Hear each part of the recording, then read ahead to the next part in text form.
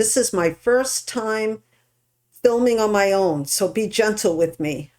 Now I have to figure out where the channel changer is. I mean the on and off button.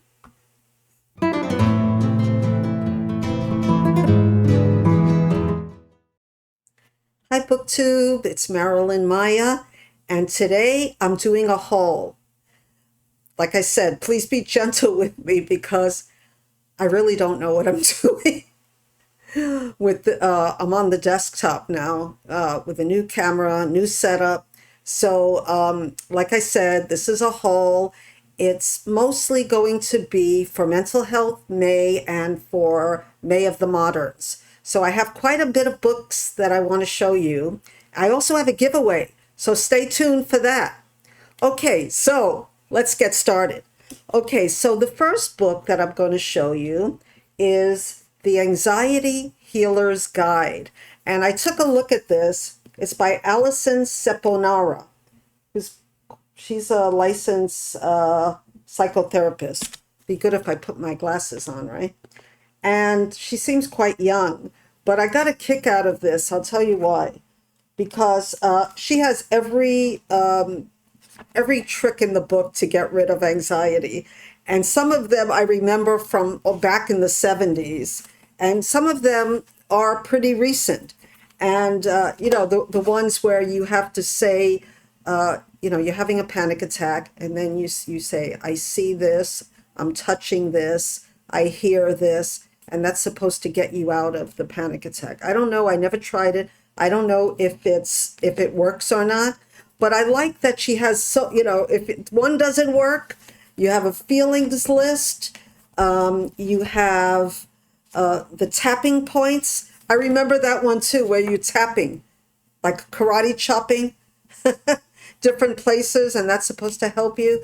And even the Andrew Ware special breathing, that really did not work for me. But I like that it's jam-packed with stuff that can help you with anxiety attacks. So I'm going to get through this one. The next book that I'm going to change it up a little bit and have an anxiety book or mental health book, and then I'm going to have a May of the Moderns. And the next one is A Room with a View by E.M. Forrester. And I don't know, I was supposed to do a buddy read with someone with this book, and I have no idea who it is. So if you're that person, please let me know in the comments. So it's about a charming young, and this is a beautiful copy, and I bought it new. And it says, a charming young English woman, Lucy Honeychurch, faints into the arms of a fellow Britisher when she witnesses a murder in a Florentine piazza. Attracted to this man, George Emerson, who is entirely unsuitable and whose father just might be a socialist, Lucy is soon at war with the snobbery of her class and her own conflicting desires. So back in England, she's courted with someone more acceptable. So I think I saw an adaptation or a movie with this. So let me know if you've read it. And should I read it this month? But anyway, I hauled this from my own shelf, and I said, why not? It's May of the Moderns. Going back to the anxiety, sort of, we have The Fun Habit by Mike Rucker, PhD. How the pursuit of joy and wonder can change your life. I have to say that a lot of the books that I hauled for May, not May of the Moderns, but for Mental Health May, turned out to be a little heavy for me and a little triggering. So I had to trim down my list quite a bit. But this sounds like fun. Find delight, fix unhappy. How the pursuit of joy and wonder can change your life, like I said. It says it's a well-crafted guide to the who, what, when, where, and how of fun. So Mike has woven a joyful mixture of story and research in the making of the fun habit. You will walk away with ideas you can start using today to invite in more delight and make the good times last. That sounds good. So this is pretty new. It's 2023. Yeah, it's really new. And so some of the contents is titles are Fun is the Antidote, Time to Play, Savor Every Moment, Enjoyment After the Moment, The Great Escape, The Mystery, Friendship is Weird, and on and on. So I'm sure I'll find something that I'll like in this book. The next book, so we're going back again.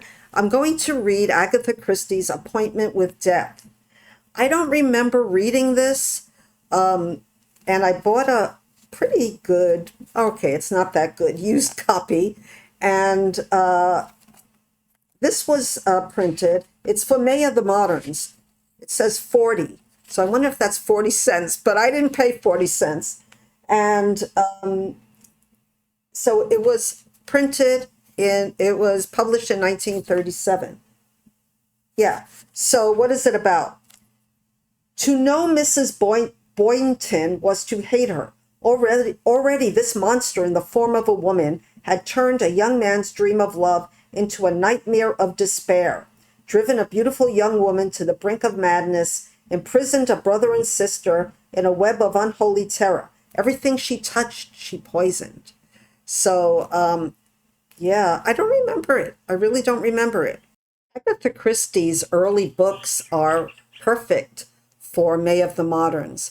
I don't know what this cover really means. It looks somewhat religious, like I'm not sure if it's rosary beads. It looks like a scissor, and it could be a cross. If you know what this means, let me know. I wonder if there's any religiosity in this. So, yeah, if you read it, let me know. The next book, and this time I'm staying where I am in May of the Moderns, and it's a Miss Silver mystery by Patricia Wentworth. The Case is Closed. I bought this it looks like a almost new copy. And I love Miss Silver. Miss Silver, she rocks. And this book is The Everton murder case has long been closed. The culprit has been charged with the murder of his uncle and has served a year of his sentence already. Or has he? The evidence against Geoffrey Gray is convincing, but his wife believes in his innocence, and so does her young cousin Hilary, who decides to solve the mystery herself. But when Hilary is nearly murdered, she turns in desperation to her ex-fiancé for help. Patricia Wentworth usually has a romantic plot twist in her books. And in her Miss Silver books, there's sometimes subtle, but sometimes not. So I'm looking forward to this one because I've read a lot of the Miss Silver books yet, but I haven't read this one. And like I said, this is a haul. The next book, okay, we're going back to May of the Moderns, and this is by Alan Noble on Getting Out of Bed, The Burden and Gift of Living. And it's a small book. And we aren't always honest about how difficult normal human life is.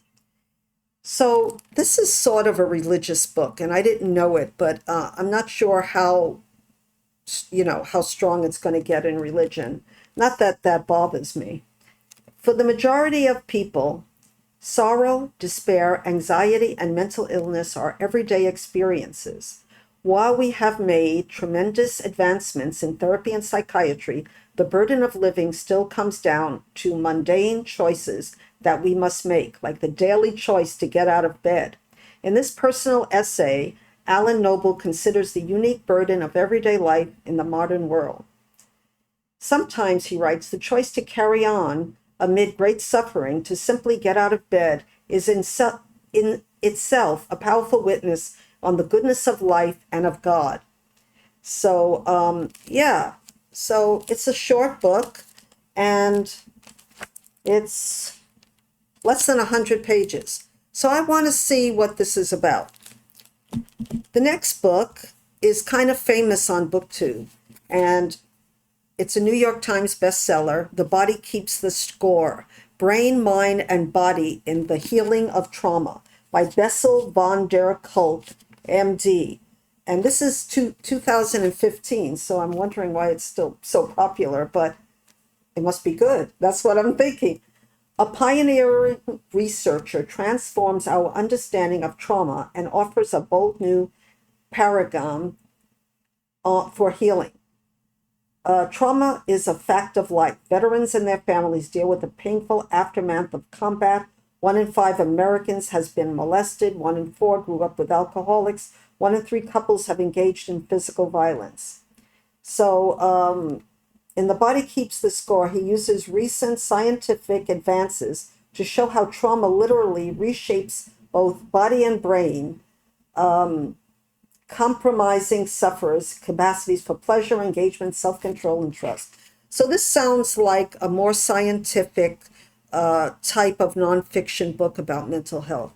But I'm interested in PTSD and trauma, so I'm going to try to read this and I'll let you know how it is. And the next book is also famous, and I think it's a newer one. And it's Stephanie Fu. So I'm thinking this might do good for Asian May, reading books by Asian authors. And it's called What My Bones Know, a memoir of healing from complex trauma. So by age 30, it was written in 2022, so it is new. By age 30, Stephanie Fu was successful on paper. She had her dream job as an award-winning radio producer at This American Life and a loving boyfriend. But behind her office door, she was having panic attacks and sobbing at her desk every morning. After years of questioning what was wrong with her, she was diagnosed with complex PTSD, a condition that occurs when trauma happens continuously over the years. And she was abandoned when she was a teenager after years of physical and verbal abuse. So I really want to read this book. It sounds like something I can relate to in some ways. So let me know if you've read it and what you think of it. The next book that I have for you is Self-Compassion by Kristen Neff, PhD. Stop beating yourself up and leave insecurity behind. I got this out of the library because it had so many checkouts that I thought this has to be good. And it was published in 2011. So it has an interesting concept. The relentless pursuit of high self-esteem has become a virtual religion, and a tyrannical one at that. The ultra-competitive culture tells us we need to be constantly above average to feel good about ourselves. But there is always someone more attractive, successful, or intelligent than we are. And even when we do manage to grab hold of high self-esteem for a brief moment, we can't seem to keep it. Our sense of self-worth goes up and down like a ping pong ball, rising and falling in lockstep with our latest success or failure. And this was written by Kristen Neff, PhD. And I think the reason that this is will be such a good book is because social media really does a number on people with self-esteem, and also with keeping up with the Joneses. You have to have the bigger and better toy or clothes, car, etc., house. So yeah, so I'm looking forward to this one. Now, next, and I'm coming on to the giveaway soon, but next I have a book that I'm going to open. So it's new. But unlike all of the other books that I used to open when I was buying a lot of books, I sort of know which one this is. So, but I am going to open it in front of you. This book is for came a little late for Trans Girl April, but it sounded really interesting when I ordered it, and I got a really good deal on it. And it's by Robin Gigi, By Way of Sorrow. So this is basically a thriller, legal thriller, and I'm pretty sure, well, I know that the protagonist is trans girl. And it says, in a fresh and riveting thriller debut, Robin Gigi, or, I'm saying her name wrong. It's not Gigi, it's Gigel or Giggle. I'm sorry if I messed up her name. So Erin McCabe has been referred the biggest case of her career. 4 months ago, William E. Townsend Jr., son of a New Jersey state senator, was found fatally stabbed in a rundown motel near Atlantic City. Sharice Barnes, a 19-year-old transgender prostitute, is in custody, and given the evidence against her, there seems little doubt of a guilty verdict. Erin knows that defending Sharice will blow her own private life wide open and doubtless deepen her estrangement from her family. Yet, as a trans woman, she feels uniquely qualified to help Sharice and duty-bound to protect her from the possibility of a death sentence. Isn't this great? Sounds really great. So, yeah, I'm looking forward to reading this. And the cover really looks good too. So it's never too late for Trans Girl April. So I'll let you know if I get to it and what I think of it. Now for the giveaway. When I first started BookTube, I bought a lot of new books, and I was really concentrating on the books for of older women, because I used to call myself the baby boomer booktuber because I'm a baby boomer. And this book I bought brand new, and it still looks brand new. I read it. I didn't love it, but if you might love it. It's called Old Bones by Helen Kitson. And it's about spinsters living together. So that's cool. I like, I don't really like the word spinster, but that's what they were called. It says Diana and her sister Antonia are house-sharing spinsters who have never got over their respective first loves. Diana owns a gift shop, but rarely works there. Antonia is unemployed, having lost her teaching job at an all-girls school following a shocking outburst in the classroom after enduring years of torment. Diana is a regular at the local library. That sounds like me. I am a regular at my library. So basically, the plot ensues when a body is discovered in the local quarry. All three women's lives are turned upside down. And that's all I'm going to say about this. So if you want this, I'll send it to you. And just let me know in the comments. And the first person who says they want it, I'll send it. If there's like a lot of people, I'll just put it in a hat and pick one. If they send it at the same time. So, yeah. So let me know if you want Old Bones by Helen Kitson. One thing I found out, like I said, this was published in 2011, and I found out that she wrote The Last Words of Marilyn Anderson. So if you've read that one, let me know. So how did this first attempt go? I keep on wanting to look straight into the desktop, but my partner told me to look up at the camera, but it's very odd to be looking up at the camera. So I hope that you will comment and like. It really helps me to know that you're watching. And please subscribe if you haven't already, if you're interested.